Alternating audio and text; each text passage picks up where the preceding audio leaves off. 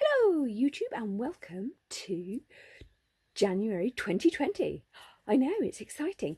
Today I'm going to be reviewing season 12 of New Doctor Who, episode 1, Spyfall, not to be confused with Skyfall. I know, it's almost like they fused James Bond, Doctor Who and Sherlock together. A lot of similarities, a lot of differences. I found it a bit confusing moving from place to place to place, but thank goodness they actually told us where we were going. Pacific Ocean, Australia. At least they put that up in nice bold writing for us, because that was quite cool. It did move quite quickly. It reminded me of a 10th Doctor episode where the Cybermen were coming through, like when they pretended to be those ghosts. I'm liking the fact that we've got the Spy Master. That's all I'm going to say about that. I'm liking that. Big question there of how we went from Missy to the Spy Master. So that's going to be cool. Always on a plane. Whenever the Doctor gets on a plane, it never goes well at all. Do you remember that episode where the Brigadier got turned into a Cyberman and had to save everybody, and they're on a plane then in unit? Interesting that we had Stephen Fry and Lenny Henry. Stephen Fry played C from MI6. It's interesting that they've brought MI6 in. It's a place that Doctor Who hasn't really gone before, even though it should do. But then again, Doctor Who didn't really need to go there because it's done that before. I miss the psychic paper. I do miss the psychic paper because that allows the Doctor and his companion to get in. I thought it was a brilliant invention under Russell T Davies. I think that they could have used that. Interesting that they actually robbed MI6 of those scientific gadgets, those spy gadgets. Not toys. They're not toys. They're secret gadgets. Yes. Overall, I enjoyed the episode. I don't know what it is, though. It felt kind of fusiony. But it's the first one, so we'll see how it goes. I enjoyed the fact that we've got a Spy Master. I thought that was good. It's interesting that we've got new aliens that we've never seen before. What is that place that reminds me of like trees with electricity or neurons with electricity where people can travel to? Interesting setup. It also reminded me of the Torchwood episode where those aliens came into those boxes. Very, very similar. So we've got repeating patterns, and Doctor Who is all about repeating patterns. So I enjoyed it. I'm going to give it a 4 out of 5 for a start off. It's interesting how they robbed 11, the 11th Doctor's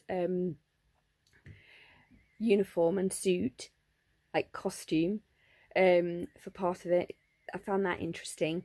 It's going to be an interesting season. I hope it has a nice strong punchy start, and I think it did. We had nice though it was annoying about the driving scene, because at least the 13th Doctor was able to say, I'm not driving the car, even though it was bad driving. So that's kind of like, ooh, a bit stereotypically there. Very, very, it's difficult. It really is difficult. As soon as you put a woman behind the wheel, you get those stereotypes. The only woman character that I've ever seen in popular fiction to not have those is actually Niobe and Trinity from the Matrix trilogy, respectively. They're the only two characters that are female that have been noted for their good driving, and that's interesting in many ways.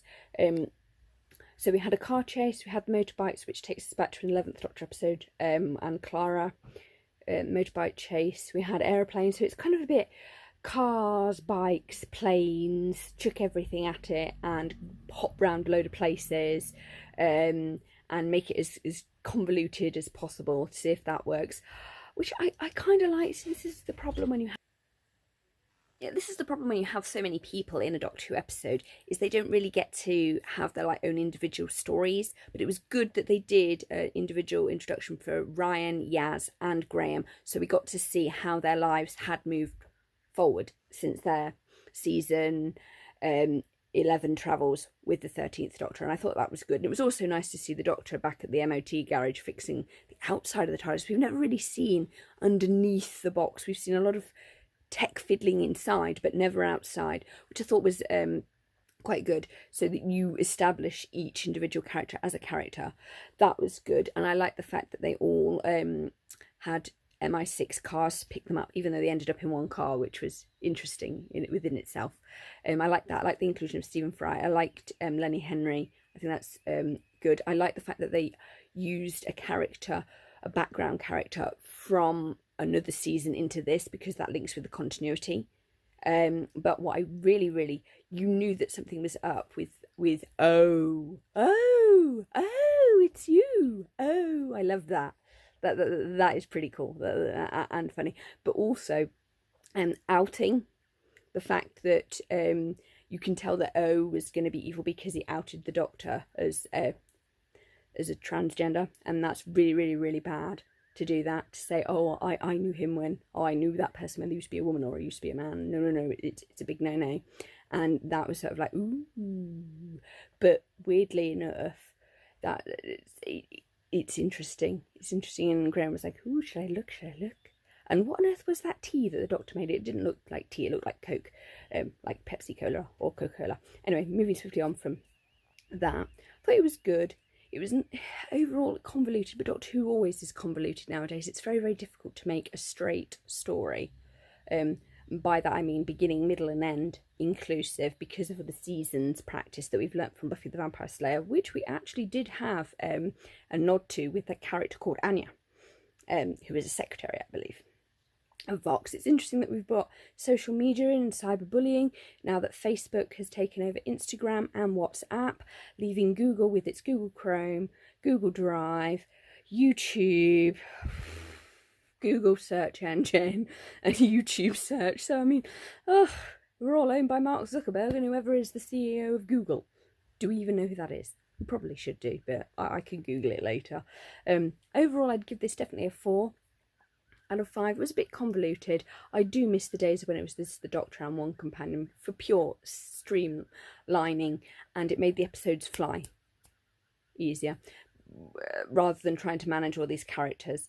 It's interesting that we actually had Yaz have some sort of PDS, post-traumatic trauma, from that, and that's something that Doctor Who never has really addressed properly, with the fact that it's ping-ponging people all over the universe and having rather traumatic and yet happy experiences at the same time. I thought that was good, giving it 4 stars out of 5 for Spyfall Part 1.